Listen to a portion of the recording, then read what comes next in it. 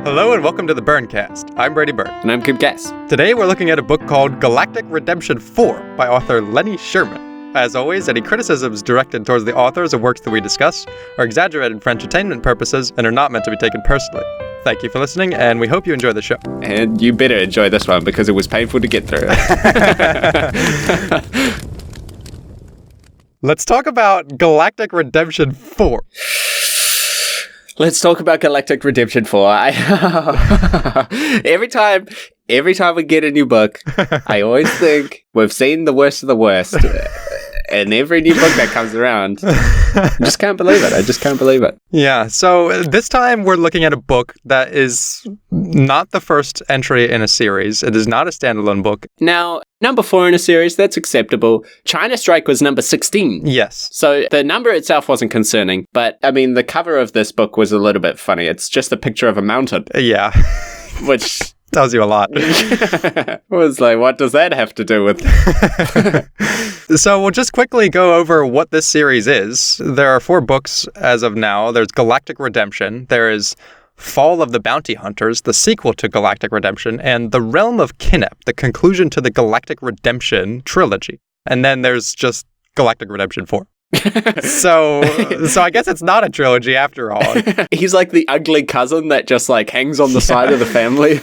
Yeah, and so we were a bit concerned when we started this one that what's it going to be like to jump into the 4th entry in a series? You know, China Strike, although being book 16, did a lot to get you up to speed on who these characters were, and it basically read like a standalone book. You know, it told you all about Mark Stone, it told you all about Hog Wiley, as if it was the first time you met them. So it didn't feel like you were reading the 16th book. Yeah, there's so much exposition that, like, even if you didn't know what was going on, you understood. Yeah, and this one also does a lot to catch you up because the book is basically all exposition. It really is. And it's like terrible exposition. Yeah. The type of exposition where you just, every time I like roll my eyes when I see it, because you can notice when the paragraph starts, oh, this was a friend of Jay and blah, blah, blah. And, oh, come on, man. Don't do me like that, you know? Yeah. And as I was reading this, I almost felt like it was written for someone who didn't read the previous 3 books because it leaves no detail out. Yeah. It tells you about characters that have been going for the last 3 books, but introduces them as if they're new characters. And so I wasn't lost on what was happening, but I was fucking bored and frustrated the whole way through either way. Yeah. Fucking bored, yeah. No, but there is like some flashbacks, and one of the flashbacks takes them to like the big battle that they had, you know. Obviously, it must have been at the end of the trilogy or something like that. Yeah. And I was like, what the fuck is going on? Like, yeah. What the hell is happening? You can pick up other books that are further in the series, and they still read well as standalone stories. So you should be able to realistically pick up most books, even if there are a few books in, and not feel like you don't know what's going on. At the beginning of your story, the characters start off on one place, and they should develop and go through some sort of adventure or journey or what have you. And change in some way, either for the better or for the worse. Yeah, and that can happen even if it's the 4th book in a series. Yeah. You know, you pick up a Jason Bourne, and you don't need to have seen or read the other ones. You already know what's going on, basically, and you get tiny glimpses of what happened before, but that's all you need. Yeah. And so it should be fine. We should have no problem. But we got lots of problems. The first thing I want to say, because we always talk about why we picked the books, you know, a little bit. Yeah. And, well, it was sci-fi, and, well, we rejected a couple of other books, so this was kind of like a fallback. Yeah. You know? It was kind of like a fallback. But one thing that stuck out to us was the mention of a gargoyle. Now, coming in the 2nd chapter, I was really excited for that. Yeah, because we've had several mentions of gargoyles in our previous episodes. Yes. And so we were excited for more gargoyle action. Or just anything to do with gargoyles. I'm in it, I'm ready for it. To be honest, I could go for a whole gargoyle book. And that's why I was kind of disappointed, because I went into this book with high hopes of gargoyle action. And he's in like 2 chapters. And I was a little bit disappointed. He's definitely the best thing in the whole book. Yeah. And he's actually the thing that makes the most sense. Yeah. He's just a gargoyle hunting in the forests, or wherever he is, on the plains, in the desert. And he fights the Zetons and Kinshas. Yes. They're just like giant snake worms that are under the ground and are menacing creatures? They're the sandworms from Dune. Yeah, they're the sandworms from Dune, except they're not cool or written well or make any sense. Or don't have anything to do with the environment or the culture and are included in an interesting way like they are in Dune. Yeah, and they seem to be on like different planets, and like the whole thing is really weird because they talk about galaxies as if they're like cities or towns or whatever like that. Yeah. And I was like totally confused because it was just like, oh, Garth had been staying in a cold galaxy that was devoid of all stars. Yeah, exactly. How exactly do you have a galaxy devoid of stars? What's it got in it? One, that fucks up everything to do with gravity. It fucks up planets that need sources of light. It makes no fucking sense. And for a sci-fi book, and I know it's like soft sci-fi. It's in the Star Wars zone of sci-fi. Yeah, it's so like weak that you gotta give it a lot of lenience. But there was so much just absolute nonsense and really, really poor knowledge about anything scientific that it just got really confusing. Because they also, in one of the flashbacks, they talk about this giant battle they had in the previous ones, and there's like a black hole in the battlefield, and it's shooting lightning out. Yeah. And I was like, what? What? Like, I don't get what's going on. Yeah, so to get what's going on, though, we have to talk about the backstory of this book, which is that in the first 3 Galactic redemption books, some dude named Jay Ganthor, who is basically Luke Skywalker. Yeah. This whole book is just a Star Wars ripoff, basically. He's a farm boy with nothing going on, and he meets a wizard who teaches him special abilities, and he goes off into space, and he has a ace freighter pilot buddy who's like a bounty hunter, and it's basically Han Solo, and instead of having a lightsaber, he has a sword. And then instead of having a Wookiee, he has a gargoyle. Yeah, and it's just a Star Wars ripoff. It's literally like piece for piece, the same thing. But either way, the beginning of the book is a prologue basically telling you what happened in the last 3 books. And it starts off trying to be as epic as it can with the title card, The Dawn of Time. Since the beginning, man has grown to dominate a single terrestrial planet. With the changing of the seasons, the eras of time spread through the universe, seeing to the economic and technical evolution of man's existence. Achievements in technology were sure to promise an infinite future that would allow humankind to prosper until the dawn of time, when every earthen race would live in peaceful bliss. First of all, that makes no fucking sense. Yeah. What do you mean, until the dawn of time? The dawn of time happens before. But then either way, it gets to, it was not meant to be. Technology carried itself too far. Earth became a battle zone. Time passed, and while Earth continued to move, the time it took to make its complete revolution slowed to a snail-like pace. And then it talks about how humanity went out into space, and for some reason the galaxy became overpopulated. Yeah. As if that's, like, possible in any way. It's like he doesn't know what a galaxy is. The scale of what a galaxy is, yeah. So somehow the galaxy becomes overpopulated. But there was this big war happening between all kinds of different aliens, and then some sort of black hole formed, and it's like an interdimensional portal to another universe or another galaxy called the Kinep Realm, and everyone was swallowed up in it. And then the story takes place after that, with no one really remembering what happened. So it tries to treat like the previous history of the galaxy as this long ago thing, even though it constantly tells you it was only 15 years ago. And even our main character, Jay Ganthor, the space hero adventurer who saved the galaxy, and not even he remembers lots of stuff about his past. And so it's very confusing for everyone involved, including us reading it. Yeah. Now, let's talk a little bit about, like, just how stupid it is. Because you have this idea that he's like a swordsman, okay? And this is the future. Yeah. And they have, like, laser weapons. Yeah. And there are a few encounters where, like, people are off against some thugs in this, like, shady bar town, like Tatooine or whatever. Literally a shady bar town in a Tatooine-like setting. Yeah, exactly. And they, like, fire the laser things, and the thugs just, like, deflect the shit with, like, lead pipes and swords and shit. And it's like, What's the point of these laser weapons if, like, you can't even shoot some people with weapons? Yeah. It says, Vilcor and Carlos pulled out their weaponry, firing at any man they saw approach. As much as they tried, no one seemed to fall. They all pulled out large knives and pipes and started deflecting the laser blasts. That's the point where I'm like, all right, well, there's just no point of having a ranged weapon in this world because every dude with a bloody switchblade is going to deflect that shit. Yeah. It talks about how easy it is for people to duck out of the way of them as if they're basically just like Nerf dart bullets that travel slowly and they can deflect them with knives and pipes. Yeah, and this guy literally has a gun right up to the forehead of Jay. Yeah. And, like, in the time that he shoots the gun, Jay Ganthor swings his sword up and cuts the gun in half. Yeah. It reminds me of that It's Always Sunny in Philadelphia thing, the efficacy of swords versus guns. Like, yeah. just use a bloody shotgun if laser weapons suck so hard. And also, because they're fighting these bloody Zatons the whole time, and they're just like worm snake creatures. Yeah. And it says like the laser weapons are like deflected off the bloody snake's armor. But he's able to slice it wide open with a sword while running up its backside. Yeah. Like he's some sort of ninja guided badass character. Yeah. At least in Star Wars, he doesn't do like stupid moves. He like holds the lightsaber really steady and does cool little blocks, and it's all very intimately done. Yeah. And even when it got a little out of control with the prequels, they had something in the story to explain how they were able to do these acrobatic things, which is the Force. Yeah.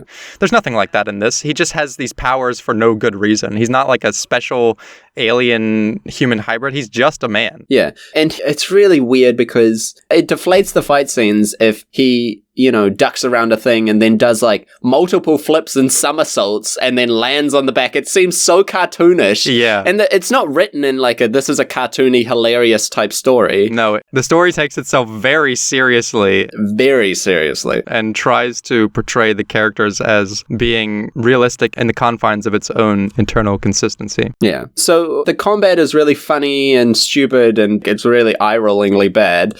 And this book suffers from the fact that people react way too outrageously to everything. Yeah. Every time someone has a conversation, they're throwing their arms around and yelling at each other and clenching their fists and trembling. Or yeah, anytime a character says something that's relevant to their past, they look off into the distance and unfocus for a second. Like, this book is just one string of cliches after the other. And then the only cool thing in it, the bloody gargoyle, only gets 2 chapters. Yeah. Come on, give me more of the gargoyle. He's pointless. He doesn't do shit. Yeah. So our story begins with a shady character named Vilcor traveling to the planet Drox, which is a desert-like planet overrun by machines or something like that.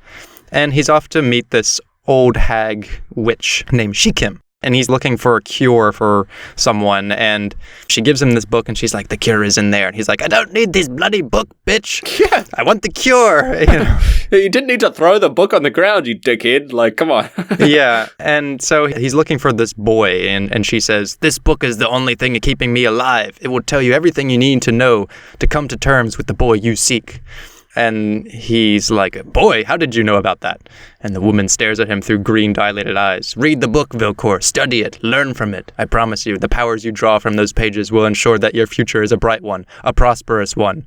And then he takes the book, flies off on his spaceship cruiser named the Phaser Ranza, and he's off into space. That's our first chapter. So you're trying to set the scene with a mysterious character who is on a mission that we don't know about. And this is kind of the only thing in the story that properly sets up reveals for later on, because it doesn't tell you everything that's happening as it's happening. Yeah. You just see the scene and that gives you questions, which is sort of how a story should go. Yes. Now, the rest of the book makes no attempt to do this. No. Every time there's a question that the story could ask you, it's answered almost immediately. Exactly. Now, the reason why that's terrible in a book is that when you read a book, you want to find out what comes next. You're intrigued into what is happening in the story. Yeah. Now, if you have so much exposition and so much just blatant telling, it leaves me with nothing. I know what's going to happen at the end. I know what all the characters are going to do. Yeah. And it makes every turn of the page painful. You not only need something to look forward to, you need to know that there is something to look forward to. Yeah. You need the story to tell you, hey, there's something going on here that you don't know. I'm going to give you a little bit of it. And now you're looking forward to seeing how it plays out. Yeah. This story does not keep you looking for anything. It just keeps you at the same pace as the characters the whole way through. And so there's no real mystery and there's nothing really to look forward to. You're just kind of seeing scenes happen. And you're like, okay, that happened. What's going to happen next? Yeah. I don't care because the story's not intriguing me with ideas that I am interested to see play out. No. And now, with all these things, for a first attempt at writing, sure, like, this is actually good. I would say that it's like a good practice book. Yeah. In terms of all of the things that you want to see. I know, I mean, it's not his first book, but, like, yeah, you know, at least he's writing correctly. I mean, there were errors. As there always are. As there always are. But I feel like that's irrelevant if the story is good. Yeah, so I'm sort of 50-50 on this book being bad because it's more like the story itself, okay, maybe not that interesting. It's a Star Wars ripoff. The writing itself, there are a few errors, but it's okay. As far as the structure and giving too much away and not knowing how to set you up for being interested in the story itself and what's going to happen, all you would have to do with this book is edit it down. Yeah. Cut out like 30% of the exposition. So when a character looks off into the distance and turns solemn for a second, you don't hear why he's upset. Don't then give me a whole flashback about how they're feeling and tell me Jay looked off into the distance. He thought about his previous life and all the danger he's been in and the people he's wronged and the people he's loved. And don't give me that stuff. That stuff comes through from the way he's looking and the way people respond to it. So just cut out like 30% of this book and you've got a decent little story here. Yeah. Now, that mixed in with like the terrible sci-fi, because stories are stories, but if you're doing like a sci-fi and the actual science behind the fiction is this bad, yeah, to where a lot of the things that you're referencing don't make any sense, like, you know, swords versus laser weapons, you sit there going, what? Yeah, and it's a fine line, like science fantasy and science fiction, they don't need to do the same things. In science fantasy, you don't need to explain how a lightsaber works. You know, you don't need to explain the scientific mechanics behind how do you keep a laser contained in a finite space and length. Yeah. But the physical interaction between a beam of light and a laser and how it deflects it still makes sense in that context. Yeah. It doesn't make sense when we're dealing with real things like a sword that we know the physical properties of and a laser, which we also know the physical properties of. And you try to put them together, and it's not like, well, it's science fantasy, so I can make up the rules as I go. You're setting me up for expectations for a story that I'm conflicted between things that I know and things that you are just making up. Yeah. So I can't reference my knowledge of how a sword and a laser work and then combine the two and say, yeah, a metal pipe could deflect a beam of energy. Like, what the fuck? I mean, what's the point of a laser weapon that is so ineffective at doing like, what is the point of that, you know? Yeah. So the story by itself, if you took all the science out of it, it would be like, okay, I mean, like, it has this 3-act structure and it does have this little foreboding and it does have an ending and things like that. Yeah. Which compared to some of the other books that we have is a triumph. Yeah. I mean, clapping all around goes to this book because it actually finishes. Yeah. So I would say I don't think this book is complete trash. It's actually got everything here it needs. It just needs less of what it has. And then it would be refined down to a decent little story. And maybe this guy could do a little bit more research. You know, maybe he could do a little bit more thinking, like, how long does it take to look up what a galaxy is or what a black hole is? If you're a science fiction fan, shouldn't you know at least the bare minimum? Yeah. Come on. So we get into our story after that little prologue, and we start off with who we thought was going to be a main part of the story, Gigantus, the gargoyle. And he is tracking a 5-legged kinshar, who he is going to try and hunt for his next meal. Now, he's a big, bad gargoyle dude. He wrestles this thing to the ground and snaps its neck. Yeah, he doesn't hunt things like normal hunters do. He literally wrestles that motherfucker to the ground and like rips his antlers off and then snaps his neck. He's a total badass. Yeah. So he kills this animal and he takes it off to the lake where he finds this 34-year-old fisherman. And this is our main character, who is the main character of the previous 3 books. Although he's like in his older age this time. It's Jay Ganthor, and he's already saved the world. He's the hero of the galaxy. No one really remembers him, but now he's basically in retirement. And so he's just fucking off and fishing now. Yeah. Just like Doug Shearer. Did you say Doug Shearer? Wow. Yeah. I was going to say like Luke Skywalker at the beginning of the new Star Wars movies, you know? Yeah, so he's retired from being a galactic hero. And so he walks up to Jay, and Jay's like, oh, finally found some real beef for a change, eh, guy? For a few minutes, they both sat in silence, occupied with their thoughts. Gigantus stared up at the reddish-orange skies, a flock of winged ufons passing overhead. As fierce of a creature he was, Jay thought it incredible that he had such an interest and respect for the quietness of nature. And I was like, oh, here we go again. Another failure to reflect on how serene and calm nature is. Yeah, need we go back to the creme de la creme of nature enthusiasm, hard target? Yeah. So that's our little introduction, and this is where we start to get a little more exposition about what this story is going to be about. And so they're sitting there calmly, and he's like, oh, you know, I'm thinking about the peacefulness of it all. I can't say I miss dodging laser fire. And it says, Jay, the gargoyle said suddenly. Jay stared attentively at the masculine creature. There's something I must know. It's something that's been on my mind for a long time. Jay sighed. I could tell. Every night when you spend hours gazing up at the sky, I know something is inside that head. Gigantus hesitated. This is the best part. I know this is impossible for anyone to truly know, but if anyone can answer, I feel it's you. Me, Jay smirked. The galaxy. Gigantus looked up at the setting sky again. Will it ever come to balance? And he says, define balance. A balance, Gigantus repeated, where all of the races come together for a single bond. I was like, what the hell does that even mean? Like, what is that? Gigantus, just, what are you talking about? Yeah, and the story constantly talks about this balance that the galaxy has, and it's just such a ripoff of the balance that they need to bring to the Force in Star Wars. Yeah, but at least in Star Wars, there actually is, like, light can't exist without the dark, and it's a balance between, you know, good and evil. It's the whole story is about that. Yeah, there is a philosophy there. But that's not what this story is about. The story doesn't have, like, a motif like that. No. It just has these nonsense rip-off lines without any actual meaning behind it. Yeah, like, every line in this book is just a line that I swear I have heard before somewhere else, just regurgitated into a different story. Yeah. Except for the gargoyle. Yeah. Yeah. And basically, our story sets off because Jay gets a call from the Federation, which is just some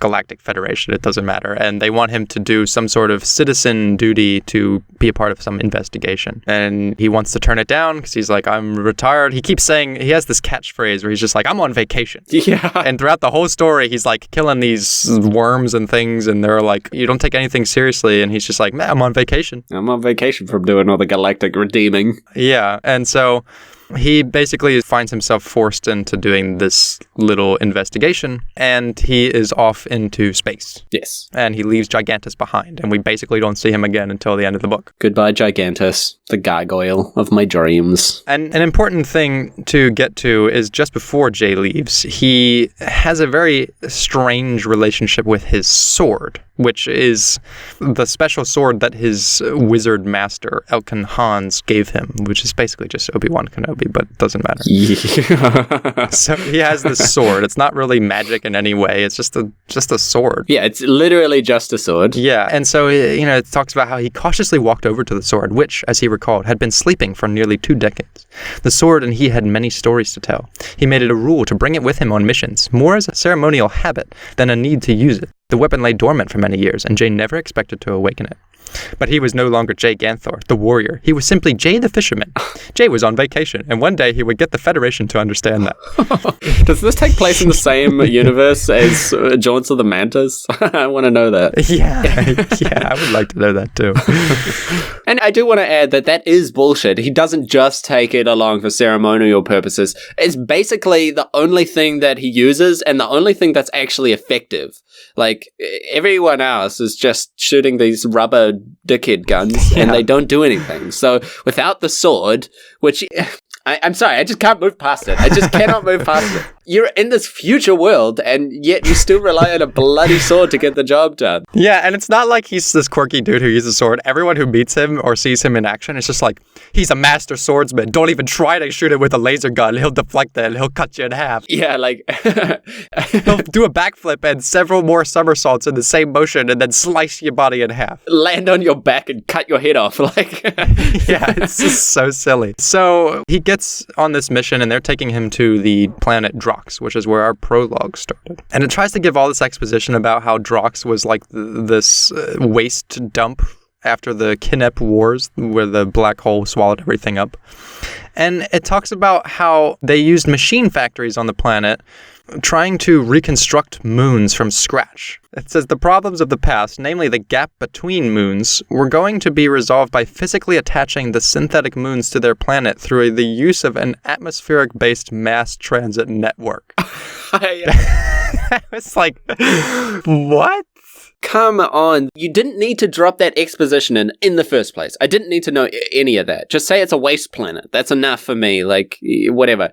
And then to give me such a bullshit and nonsensical, I mean, I didn't know. Are they literally planking together bloody moons to planets? Or like, what is going on there? And why confuse me for no reason if it's not relevant? Yeah, it doesn't make any sense. What the fuck? So Jay meets this admiral guy, and he also meets Private Vilcor, who is the guy we saw from the prologue. So he's up to something shady. We don't know what it is yet.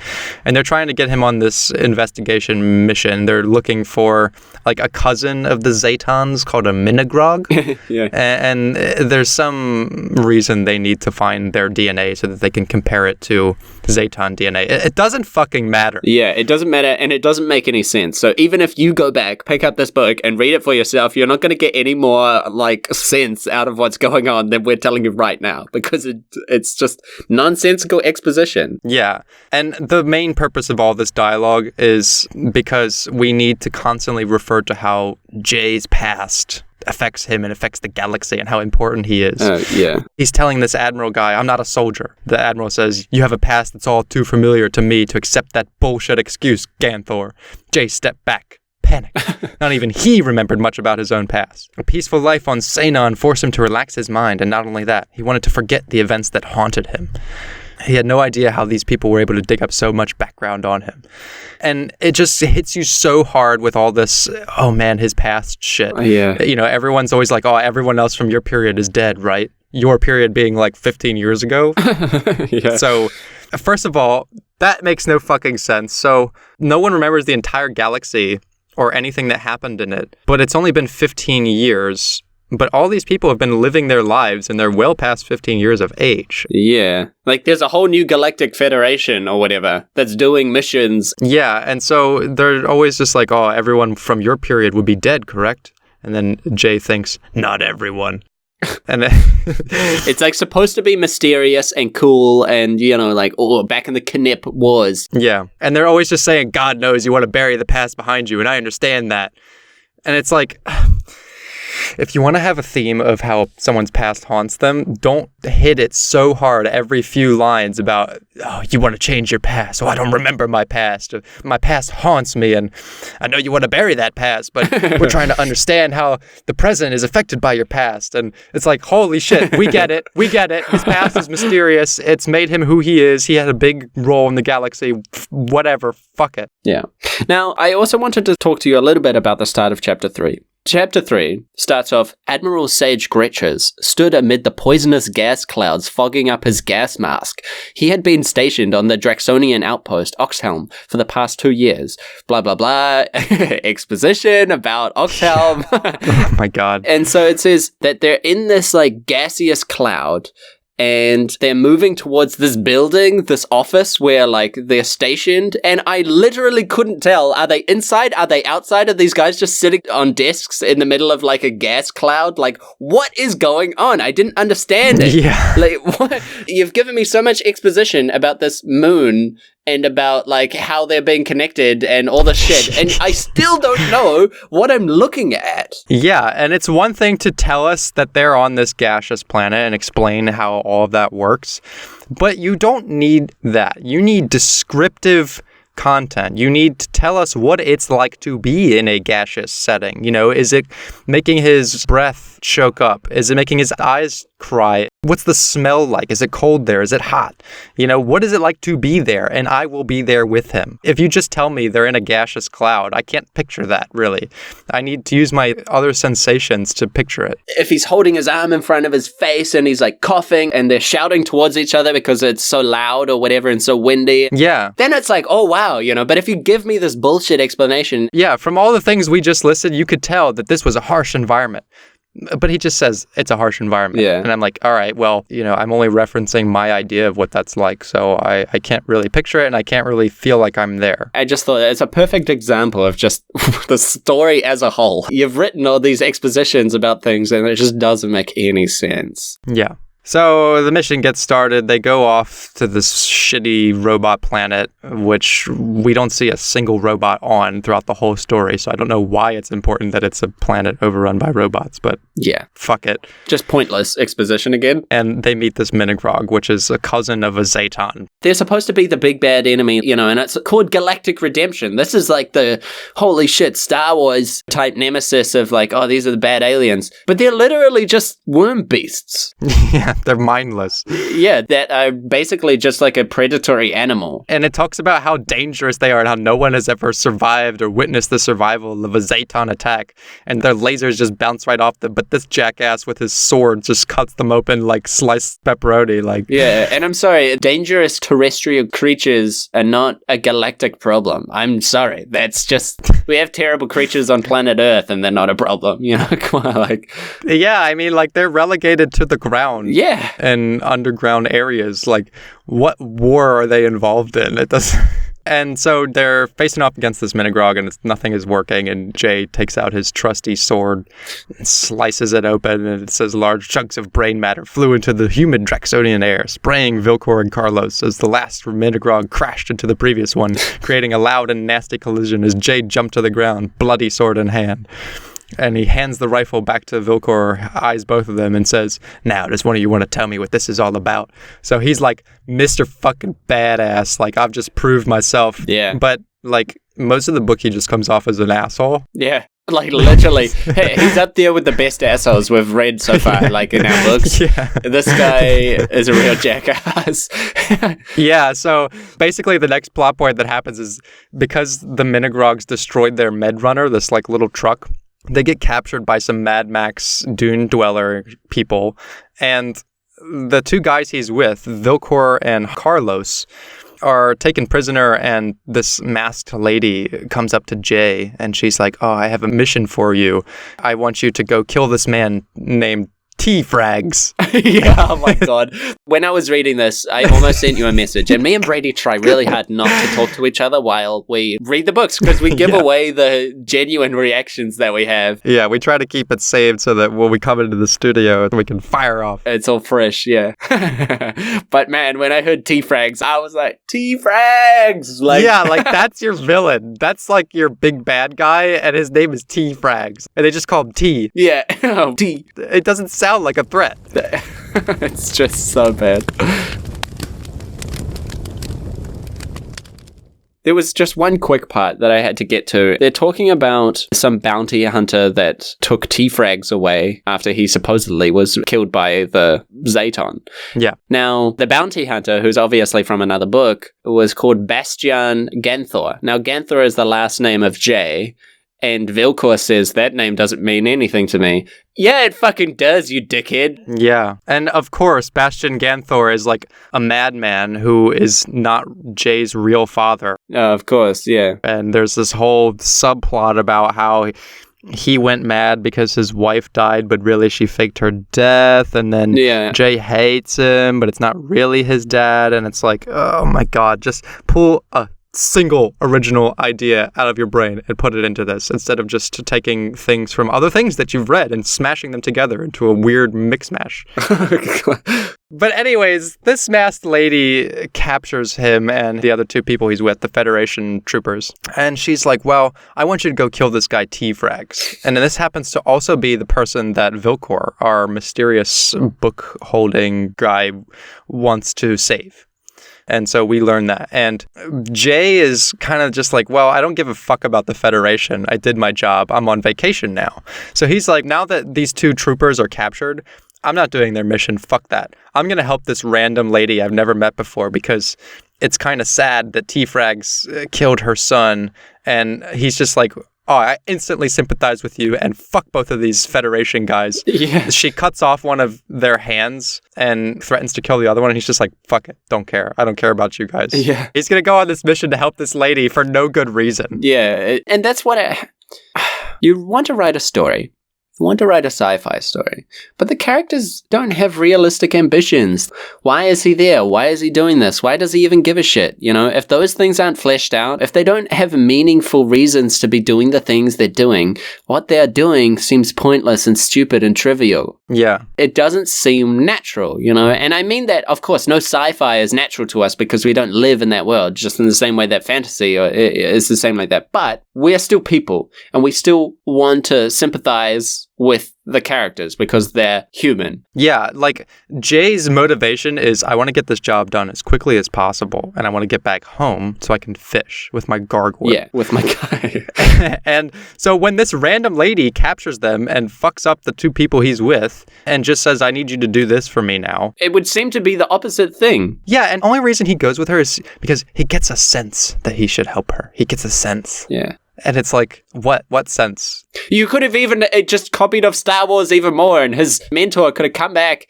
and been like, Luke, you have to go help this lady, you know? Yeah. And then I would have been like, okay, like, well, that's enough for me to, you know?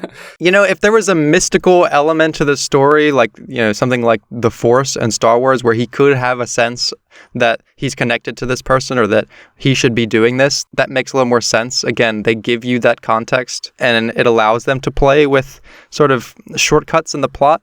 There's none of that here. He just gets the sense that he should help her, and so he does, for no fucking reason. Oh my God. And so T-Frags, okay? T-Frags was a rival of Jay's before the Kidnap Wars. Yeah, they hate each other. They were like, again, he doesn't know what a galaxy is because everyone in this galaxy knows each other and pops up into each other's lives. And it seems like it's so small because this Federation is looking for T-Frags. This Dune Dweller is looking for T-Frags. And T-Frags is also a previous rival and also student of the same master that Jay had. And so for some reason or another, T-Frags is believed dead. He was eaten by a Zaton. It's like this is the only creature in the universe. Like everything surrounds them. I know, it's on every planet, killing every main character. It's the one thing that they're fighting. Yeah. And apparently they find T-Frags drifting off in space and they need this Minigrog DNA to rebuild T-Frag's body because he was eaten by a Zaton, so his DNA is Zaton. It doesn't fucking matter, and it makes no sense. It doesn't matter, and it's so strange. But that's the thing. Like, if you had not given me so much exposition and not told me, you could have written so much less, and I would have understood even more because you could have kept it mysterious, you know, about like what happened to T-Frags. I can't even say that name. Like, yeah. What happened to T-Frags? You know, like I saw him being ripped apart. How is he still alive? Yeah. And going back to exposition and cliches, the book is so indulgent in these things that it just gets so out of hand. Yeah. This guy, Vilcor, literally says, to make a long story short, great line, never heard that one before. Oh, yeah, lines like that made me want to close this book forever. Like, yeah, the worm DNA is to finally bring T back to full health. He needs the proper balance of Zaton DNA strands distributed to his normal cell count in order to pull through. We were on our way to drop off the vaccine, but obviously that's not going to work as planned. And then it gives us a whole fucking character bio that starts with J and T had a murky past. Yeah. On top of that, he was trying to get past the fact that his old teenage nemesis had survived such an attack. And just by the way, that's not what a vaccine is. That's not how vaccines work. And then it just tells you how T tried to murder him, and they were training together. We get it all. And then the balance of the galaxy was resting on his shoulders, and because of the black hole, Jay had to leave T-Frags behind, and like, Ah, man, it's just a slog. Yeah. And it's funny because I always start out with these books with such good faith. You know, I look at them and they seem funny and I'm just like, take me on a silly ride through your like little adventure. And then I get so mad. Yeah. I get so angry because you're not giving me the story. You're just giving me background shit. And I don't want to read that. It's a trick. It's not fair. Like, come on, man. Yeah. The next scene, after Jay accepts this mission to go kill T-Frags because he really just wants to fuck off and fish.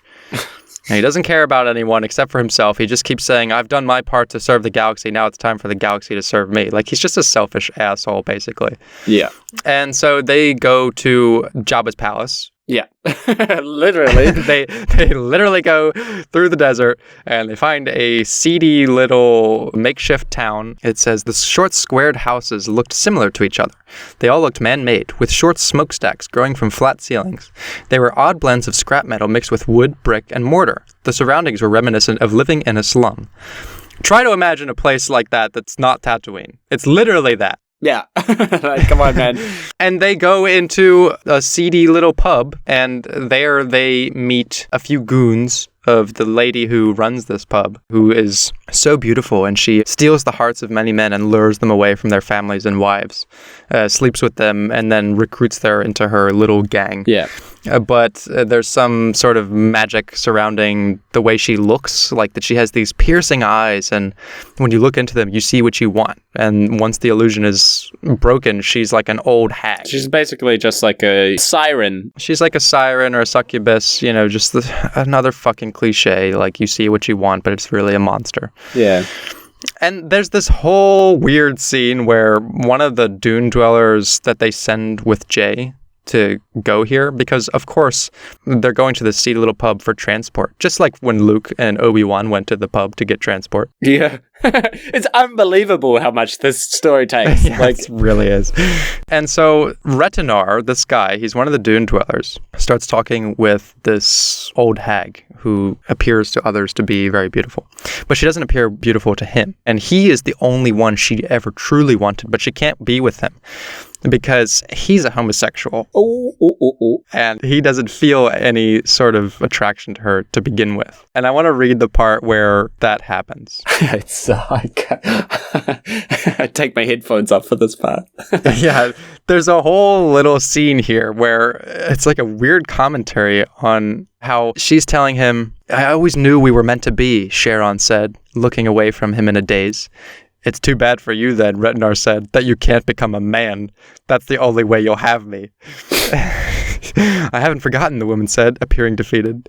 But even an old magician like me can fantasize from time to time. I don't live my life in a fantasy, Retinar said firmly. That life is over now. It's time to be as realistic as I can. Retinar smiled. Like I said, I live in reality. I can't change the way I'm made. My unconventional taste for men and your inability to satisfy that taste makes it impossible. My unconventional taste. It's like the author is trying to like put this twist in with he's gay and it's like, you know, it's a challenging thing. And then he's like, oh yeah, it's an unconventional taste for men. P.U. Like. Yeah, and it goes on to say, Sharon slumped over to him and softly took his hand. She gazed meaningfully into his lost eyes. I've been trying to find a cure for that, my love. A cure? A cure for what? To change what I am? No, Sharon confirmed, smiling. For me, so I could tempt your tastes with the fantasy of a handsome man. And it's like this weird whole fucking scene where she's like, I'm gonna try and turn into a man for you. And he's like, well, changing the way you look doesn't make it real. That's just going to put more distance between us. He's like, the rough masculine form of a man is quite different from the slender curves of a woman. My sexual preference has nothing to do with like the way you look. It's like, why is this here? Yeah. Why? And so poorly done, so like unnecessary. Neither of these two characters matter. They both get killed like in the next scene. So why is this here? Oh man, it's infuriating. And I feel like the author writes something like that and it's like, okay. He's like, I wrote a gay scene in my book, but you did it in such a poor way that... It's ignorant, yeah. It just demonstrates a complete lack of understanding about the way a gay person would feel and the way someone who is attracted to a gay person would feel, as if just turning themselves into the appearance of a man would make them attractive to them. Yeah, and not just that, but again with the like, oh, it's an unconventional taste. It's like, no, being gay is not an unconventional taste. It's just as conventional as any other taste. Yeah. And it's just like, bro, just stop. Like, you're digging yourself into a fucking grave here. We don't need this commentary. It doesn't belong here. No, it's not doing anything. It's not a bigger part of the narrative, and it's not like a Game of Thrones where he's writing characters with twisted philosophies because it fits into how that world has developed and how society has developed and built on top of twisted philosophies.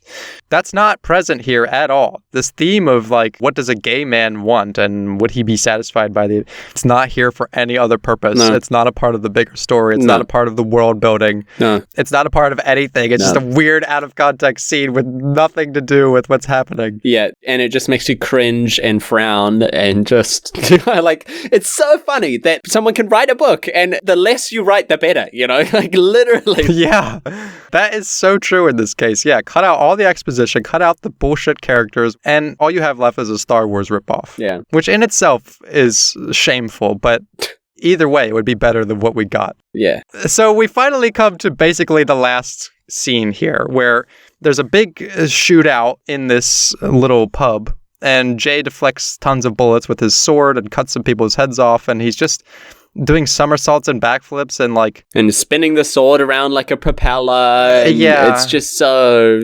stupid. Yeah. And so then Vilcor betrays him, basically. Yeah. And the big twist is that Vilcor and the other guy are not actually Federation soldiers. They're posing as them. And the Federation doesn't have anything to do with T-Frags. It's just these two assholes trying to get T-Frags back to life for some reason. It doesn't matter. But Vilcor says, I owe everything to T-Frags. I'd die for him. He was a war hero. You nearly took everything from him. I've waited years to see his suffering come full circle.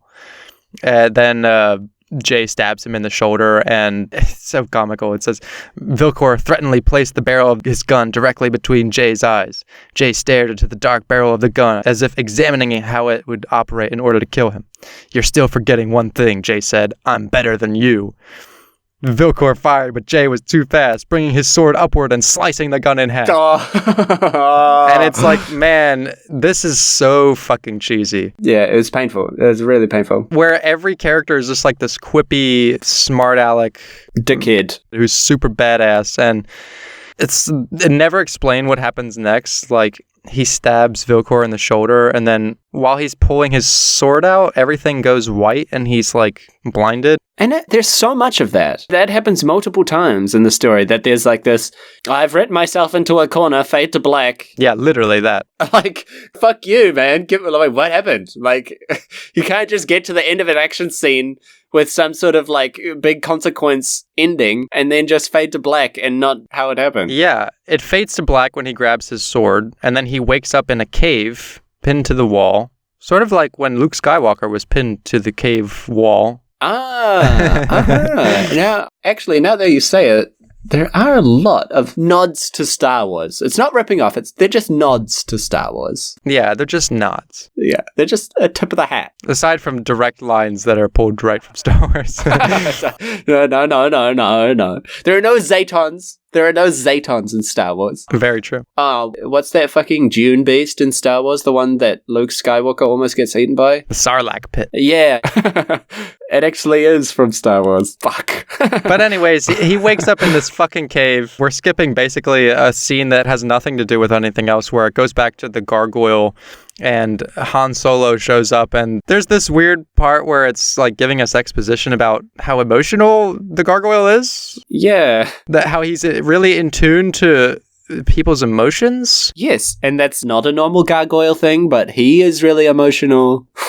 Yeah, it's like gargoyles weren't supposed to have emotions, in the human sense at least. But when Gigantus felt them, he often didn't know how to control them. And it's like... Is this going somewhere? Yeah. Is this relevant at all, or is this just bullshit? Like... It's just bullshit. It's just bullshit. And I do want to say that chapter 10, is by far the funnest one to read, because it's like Gigantus hunting another Kinshar and then getting attacked by a Zeton. Yeah. And he kills the Zeton, but it like bites him, and then like another Zeton like jumps out at him, and then Han Solo shoots it, and then they casually chat even though, like, there's fucking Zayton, this galactic beast, just bit the gargoyle right in the bloody leg and nearly killed him. And they're just like, just a casual day. And it's like, I thought the Zaytons were, like, really unkillable beasts. And the gargoyle just kills one easy peasy with his hands. And Han Solo just shoots him with a gun, like, one time, and he's good. It doesn't make any sense. What's the threat, then? This chapter actively took away from the story by making the Zaytons seem, like, just less dangerous. Yeah, they're just worms. Yeah. And speaking of Zaytons, so Jay is in the cave. He wakes up. And a Zayton, because it's apparently the only fucking creature in this whole galaxy. Yeah, he's got his 5 things and he sticks to them. The Zaytons, the Minigrogs, the gargoyles. Bounty hunters. Yeah, and he does just drop in this little animal for no particular reason. The Nuzrat. The Nuzrat. And I'm like, oh, fuck off, man. There's a whole little scene with a little rat. Yeah, that gets eaten by a bird. It's like, that's a whole scene in this book. I don't know why it's there. And it's also really strange because, like, there's a rat. And then a bird comes down and it kills the rat and it rips off its head. And then another bird lands and they squabble. And then another bird lands and it kills one of the other birds. And then the other birds fly away. And it's like, okay. All right. And so we finally get to T-Frags. Who is the one keeping Jay captured in the cave. Now, it's never explained what the bright light was or why it faded to black in the pub. No. And Jay was knocked out. And now he's awaking here. Like, what? Did someone use a flash bomb and now they took him here? Or did T-Frags, like, blow up out of the ground? Or did... it doesn't matter. It doesn't make any sense. We got him to where he needs to be for the story, and fuck you for questioning it. Literally, it won't tell you, like, a massive plot point, like T-Frags capturing the main character out of nowhere. It won't tell you how that happens, but it will tell you about the birds eating rats. And it will tell you about Gigantus back on the home planet. And it'll tell you about this old hag who tries to sleep with a gay man. Oh my God. But so, maybe the only interesting part about this story is what has happened to T-Frags. So, this Zayton crawls up to Jay in the cave, and Jay discovers that there is a man inside the Zayton's translucent belly. And it says, the man, consumed within the flesh of the beast, started to walk forward, extending the underbelly of the Zayton as if the creature were giving birth to him. And then the man starts talking to Jay, and it's T-Frags. So there's a little line here. I can't tell, honestly, because there's so much Star Wars ripoff, if this is a nod to Jurassic Park or not, or if it's just a ripoff. Or a subconscious ripoff, because he's talking about the Zaytons, and he's like, oh, they share their vomit with other members of their herd. They move in herds, you know. And it's like, oh, fuck you. Yeah, fuck you. Fuck you for that line. But, yeah, and not only that, but, like, none of this makes any sense. He starts talking about how, like, the fucking Zayton ate him and then, like, spat him out again and then ate him again and spat him out, and his skin, like, melted and he was sucking on his bones, and I'm like, how are you alive? Like, what's going on? It's something like the Zayton absorbs him, and now I'm some sort of hive mind with the Zayton, who can also control other Zaytons, and also it ate me, but now I'm the dominant life form in this relationship. Like, I control it. Yeah. What? Excuse me? What? It doesn't make any fucking sense. Like, and not only that, but you've already ripped every other part of the story off from other things. Why not rip your human parasite relationship from some other good story, like The Thing or like Metroid? Yeah, anything. There's so many examples of way better ways to do it. And instead you give me this shitty version, and it's like, come on, man. It's like he's ripping things off, but he didn't study what he ripped it off from or why it was used to effect in that thing. No, he's obviously seen Star Wars and then written his own version of Star Wars. And then he has, like, vague memories. Maybe he's seen a few trailers of other things. I mean, like, things like a giant sandworm, I think that'll come across pretty standard to pretty much anyone. But they probably wouldn't be able to tell you where it's from, you know? Yeah. They might not know, but they have seen it in so many different amalgamations that they'll just have this vague idea of a mythical creature. But then to execute it so poorly as well? Like... Come on. Come on, man. So, T-Frags, again, these characters and their motivations are so stupid and not thought out well.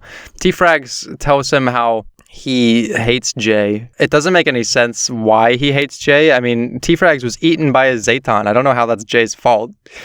But either way, he seems to be quite happy to be in this Zaton belly because it's like made him super powerful and stuff.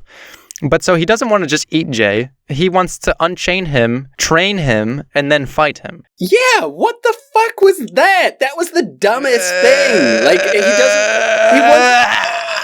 fuck, man. Like, he wants to, like, give him the sword and train him to fight. He's already a master. Yeah. What? What is going on? Like, is this really the ending to your story, man? Come on. And okay, it has like a bunch of pages of them talking and him explaining all this stuff. And then the last line in the chapter is, the storm between them was just starting to reawaken.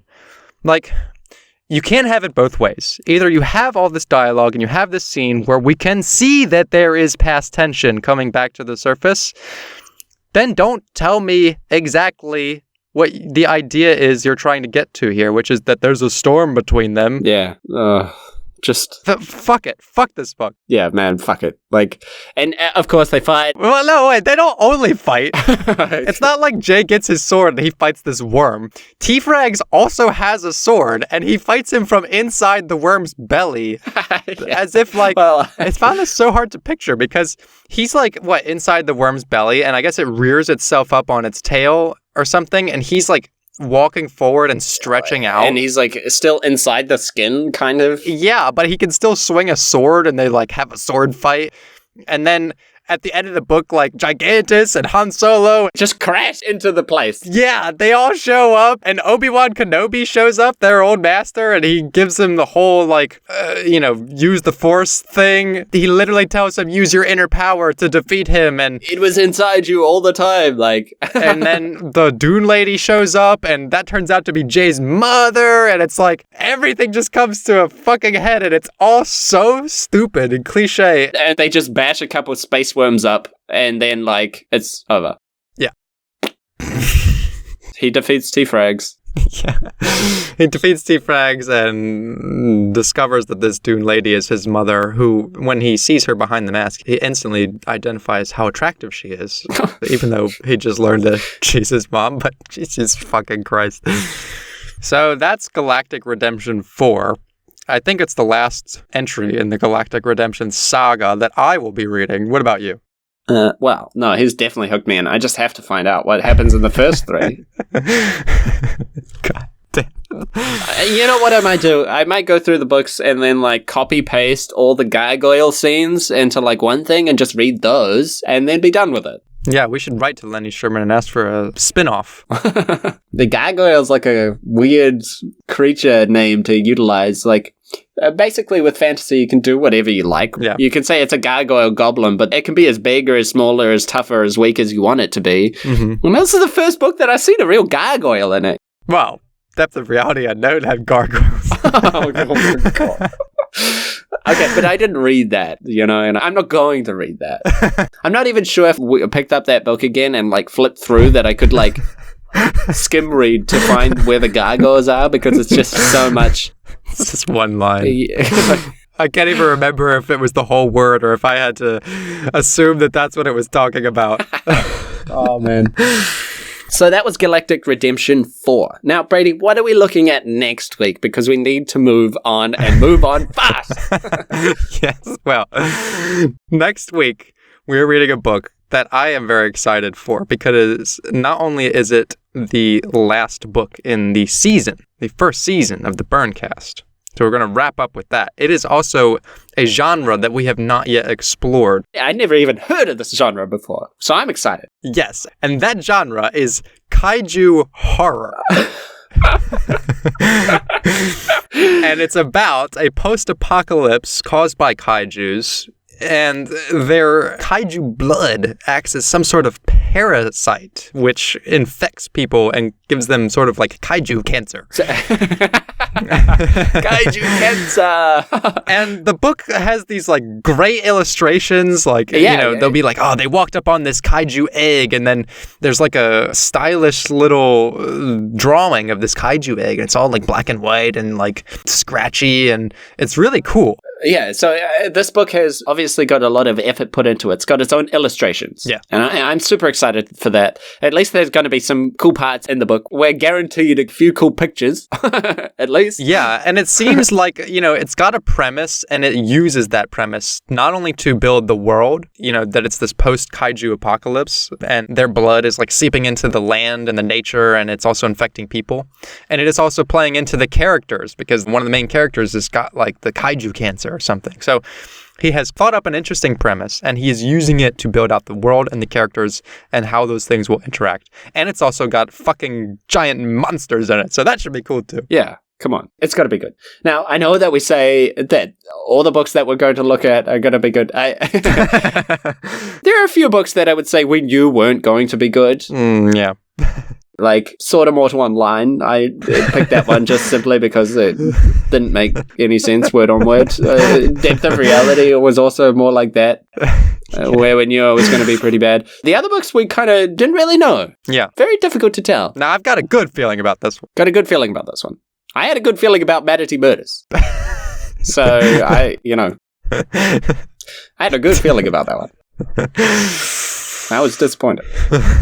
So we hope this one doesn't disappoint. I would love to see a manatee kaiju crossover, like a giant manatee. Yes, and if this book succeeds, if the kaiju horror comes through as... We'll do a whole season on it. Yeah, all of season 2 is going to be kaiju horror, one after the other. Because we did see that this book was written by someone, but there were multiple other kaiju horror books written by other people. Yeah. So I was like, damn, we could do a whole season on just kaiju horror. Yeah, so all your ruins. All your ruins. To make a break. Yeah. Hopefully it's going to be good. I really... this one... They always break me down. Every book comes along and it breaks me down a little bit more. Yeah. Thank you everyone for listening and supporting the show. And please, if you can, support us on Patreon, and doubly so, share our podcast with your friends. It's a huge help, and thank you to all of those who already do that. If you have a book you want us to look at, share it with us on one of our platforms and we'll consider it for the show. Thanks!